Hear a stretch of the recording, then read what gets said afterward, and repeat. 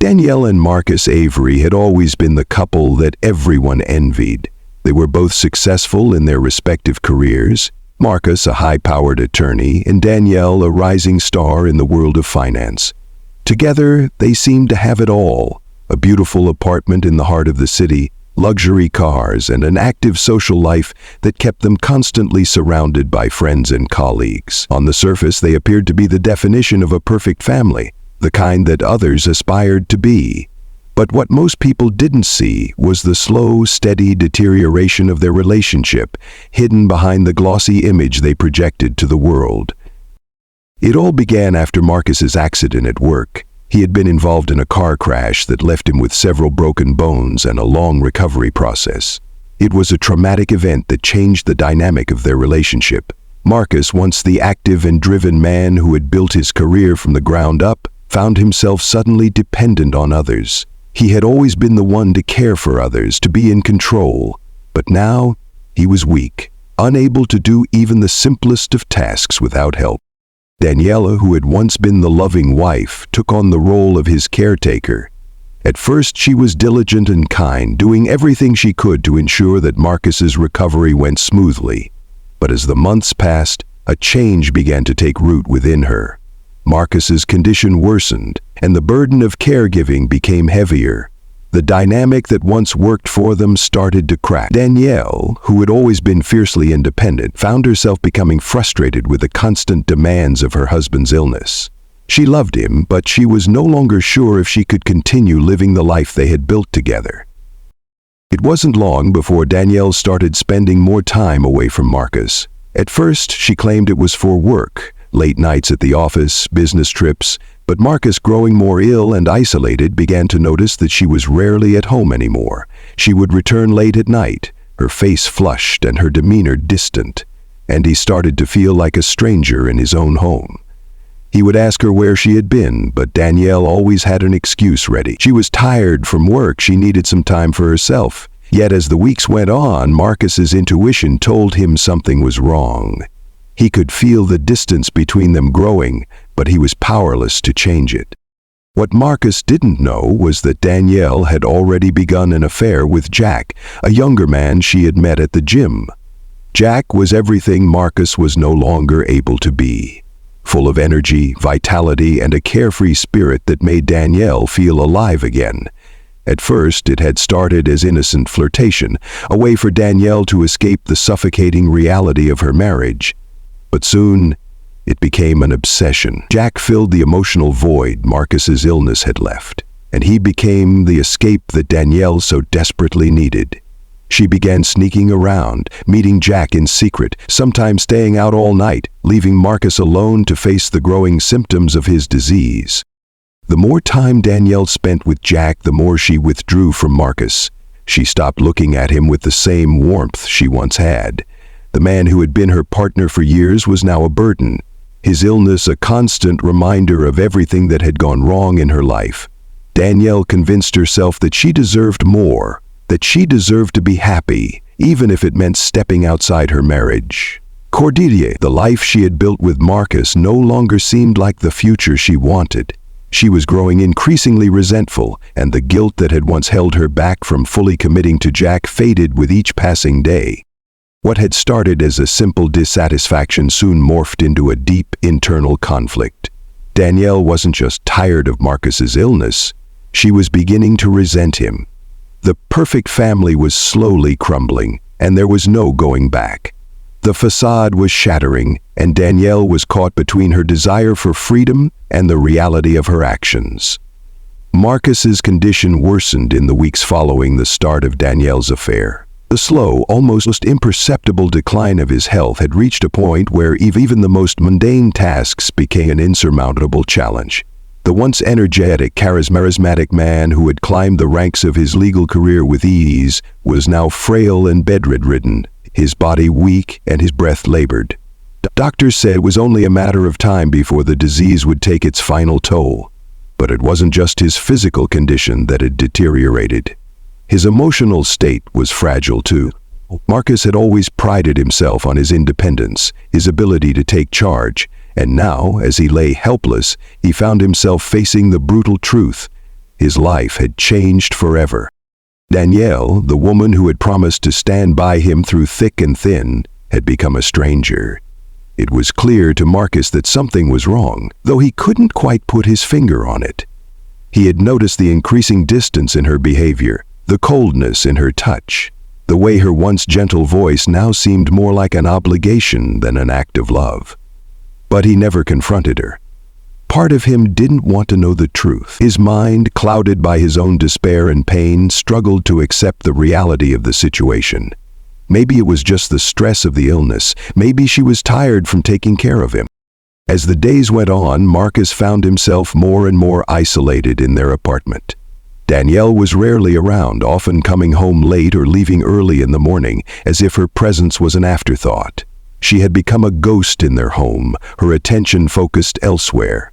It was during these long, lonely nights that Marcus began to truly feel the weight of his situation. He would call out for her, asking for help, for comfort, but his cries often went unanswered. There were nights when he lay awake, his body aching with pain, his lungs struggling to take in each shallow breath. He would press the call button for help, only to hear silence in response.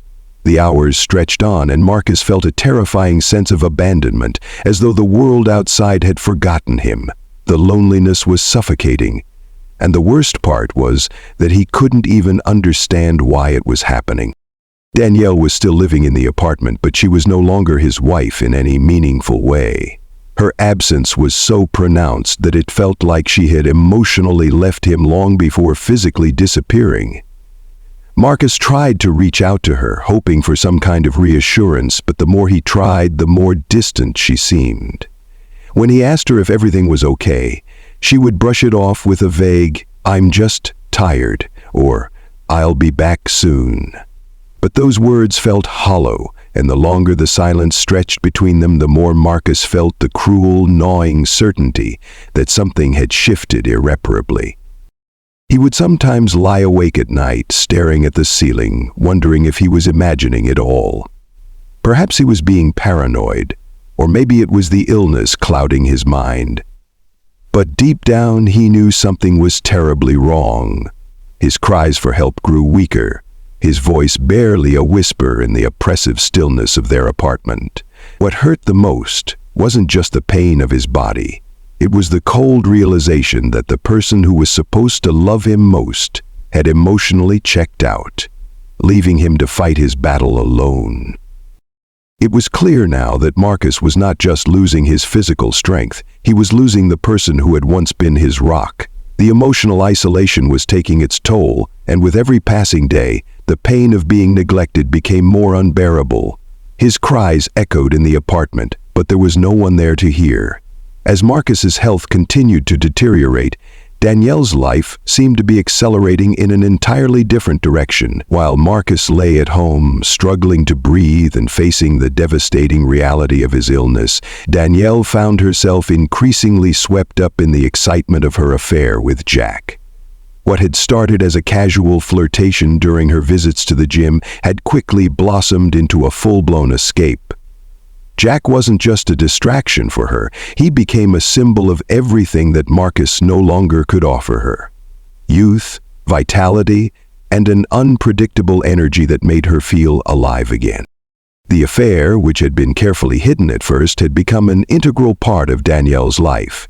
She had convinced herself that she deserved the excitement and passion Jack brought into her world, especially as Marcus's condition worsened.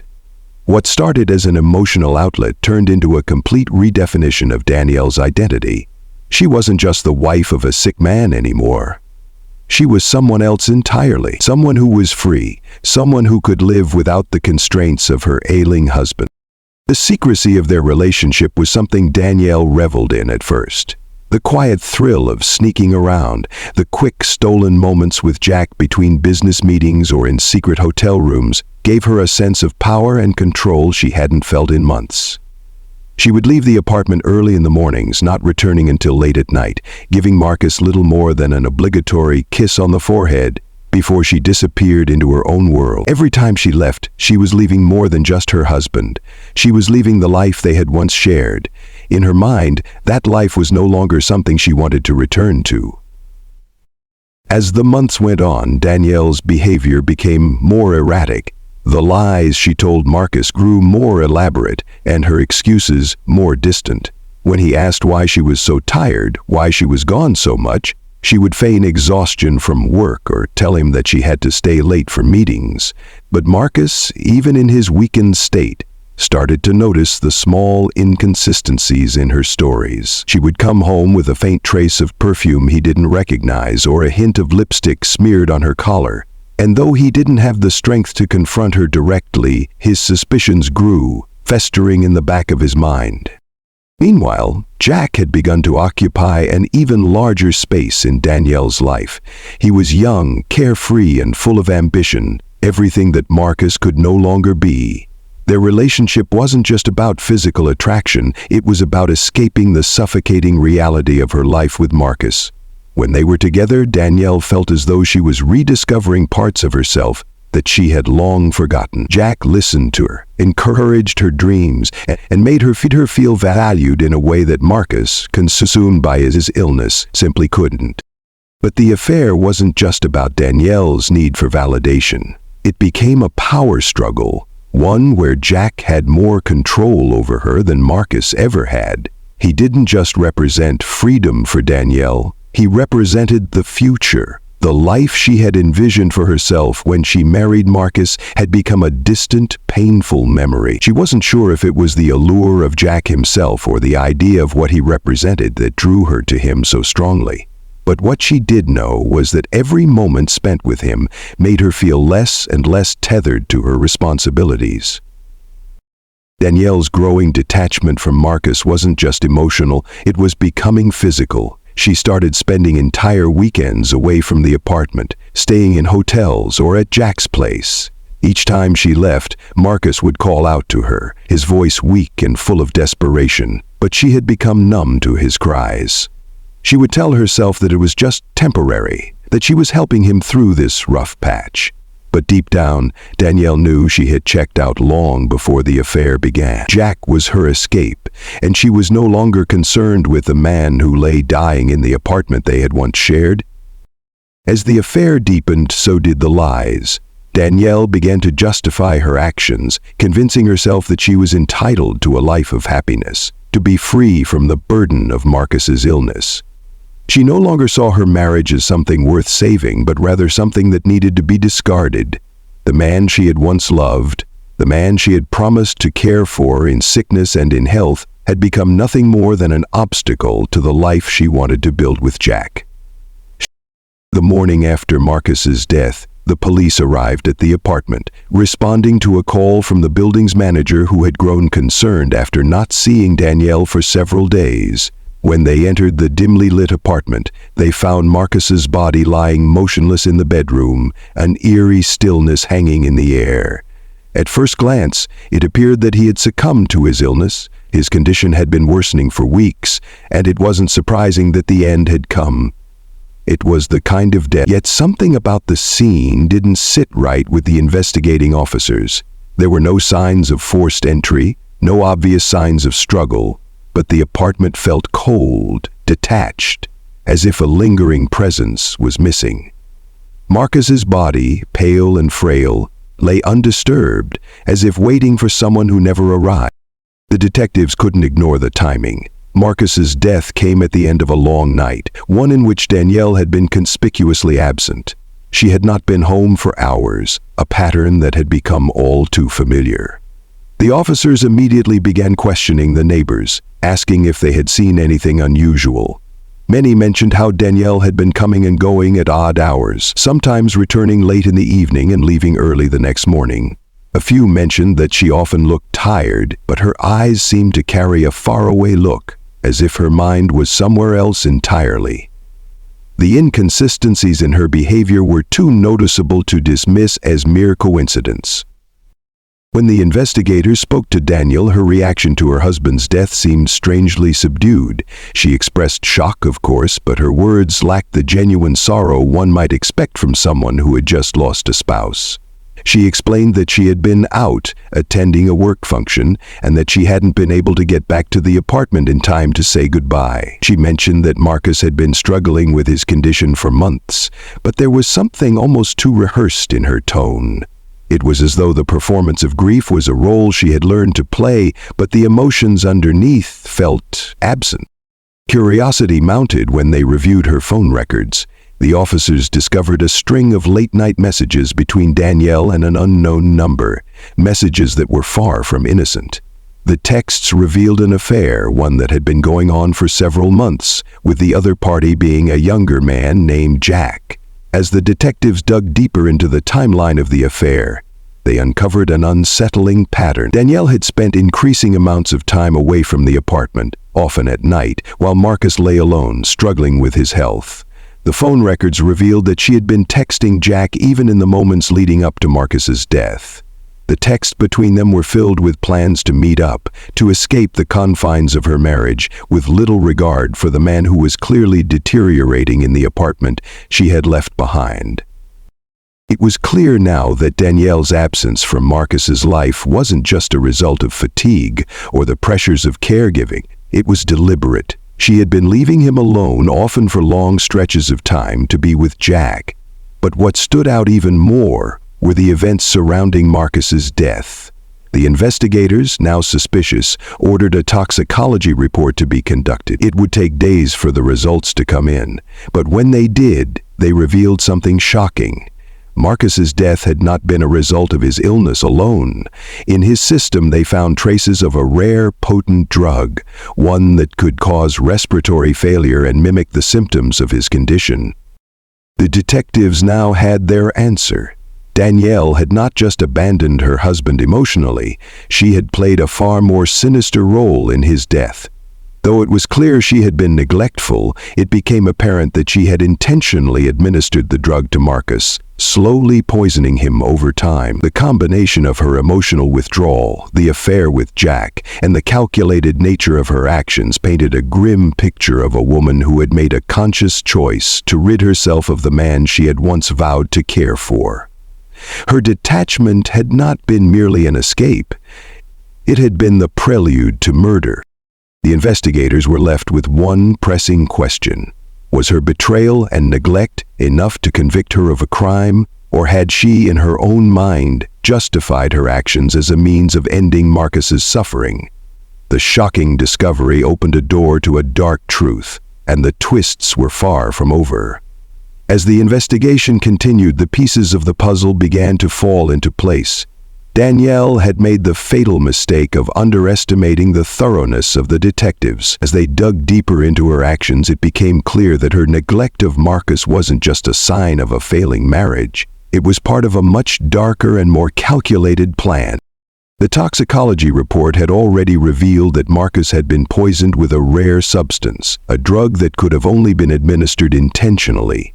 At first, Danielle tried to explain it away, claiming that she had simply been trying to ease his suffering with some medication prescribed by his doctors. But the investigators quickly dismantled this defense. The drug found in Marcus's system wasn't prescribed to him, and its effects weren't known to be part of any treatment for his condition. It was a deliberate act, not an accident. Danielle's story began to unravel as more evidence came to light. The police obtained security footage from the building, showing Danielle leaving the apartment several times in the days leading up to Marcus's death. Each time, she looked hurried, as though she had somewhere else to be, somewhere far from the man she had sworn to love and care for. Her alibis for those days were shaky at best, with no solid proof to back up her claims of being away for work. The more they scrutinized her behavior, the more it became apparent that she had been living a double life. One with a sick husband she had long stopped caring for, and another with Jack, the man who had become her obsession. But the twist came when investigators tracked down Jack. Initially, Jack had been silent, his involvement in the affair an open secret between him and Danielle. However, when the police questioned him in greater detail, he revealed a truth that no one had expected. He had no idea how far Danielle's intentions had gone. Jack, it seemed, had been just as caught up in the excitement of the affair as Danielle, but he had no knowledge of her role in Marcus's death. He admitted to having a relationship with her but insisted that he had not been involved in any plans to harm Marcus. The young man was visibly shocked by the revelations and genuinely seemed to believe that Danielle had acted alone. This new information was a revelation. Danielle, it seemed, had been even more cunning than anyone had realized. She had seduced Jack with promises of a future together, convincing him that Marcus's illness was a heavy burden and that they needed to be free of him. But Danielle's actions, it became clear, weren't just driven by the desire for a new life with Jack. They were driven by a deeper need. A need to escape the life she had built with Marcus, a life that had become increasingly unbearable as he struggled with his illness. As the pieces of the puzzle continued to fit together, the investigators turned their focus back to Danielle. Her increasing detachment from Marcus, the way she seemed to go through the motions of her marriage while emotionally abandoning him, all pointed to a calculated decision. She had seen Marcus's illness as a prison, one that she had to escape at any cost. And that cost had turned out to be the ultimate one, her husband's life. When the police confronted Danielle with the full scope of the evidence, she remained cold and detached, as though the weight of her actions hadn't truly sunk in. She admitted to poisoning Marcus, but claimed she had done it out of mercy, convinced that he was suffering too much and that his death would release him from the pain. But the detectives didn't buy it. They knew the truth. Danielle had been planning Marcus's death long before his condition had worsened, using the illness as a way to cover up her true intentions. The shocking twist wasn't just that Danielle had killed her husband. It was the fact that in her mind she had justified it. She had convinced herself that her actions were a form of mercy, a way to set Marcus free from his suffering, while simultaneously setting herself free from the burden of a marriage that no longer suited her. What had started as an affair had spiraled into something far more sinister, and in the end, it was not just Marcus who had been destroyed. Danielle's life, too, would never be the same. As the case went to trial, Danielle's true motives were laid bare for all to see. The woman who had once been the picture of a devoted wife had turned into a cold, calculating murderer, all in the name of her own escape. The shocking twist was not just that Marcus had died, it was that Danielle had chosen to let him die, and in doing so, had sealed her own fate. Danielle's trial was swift, but the weight of her actions lingered long after the verdict was delivered. The courtroom was filled with gasps and murmurs as the prosecutor outlined the shocking details of her betrayal. She had carefully plotted Marcus's death over months, choosing to poison him slowly, while maintaining the illusion of a devoted wife. The affair with Jack was just one part of a much darker plan. Danielle's cold, calculated demeanor throughout the trial left little room for sympathy. She spoke of Marcus's suffering, claiming that she had merely helped him by ending his life, but the jury wasn't swayed. Her claim of mercy was nothing more than a facade, a convenient excuse for a woman who had grown tired of the life she had built. As the gavel came down and the judge pronounced the guilty verdict, Danielle's face remained expressionless, as though she had anticipated this moment all along. Her world, the one she had so desperately sought to escape, had now come crashing down. The life with Jack that she had dreamed of was now shattered, and the reality of her actions would haunt her for the rest of her life. In the months that followed, Jack disappeared from the public eye. The affair had been nothing more than a fleeting distraction for him, and he seemed content to leave the mess Danielle had made behind. For Danielle, however, there would be no escape. The prison she had tried to avoid had become her new reality. As she was led away in handcuffs, the life she had sought to build at the expense of her husband's death had turned to dust, and all she was left with was the bitter, irreversible consequences of her choices.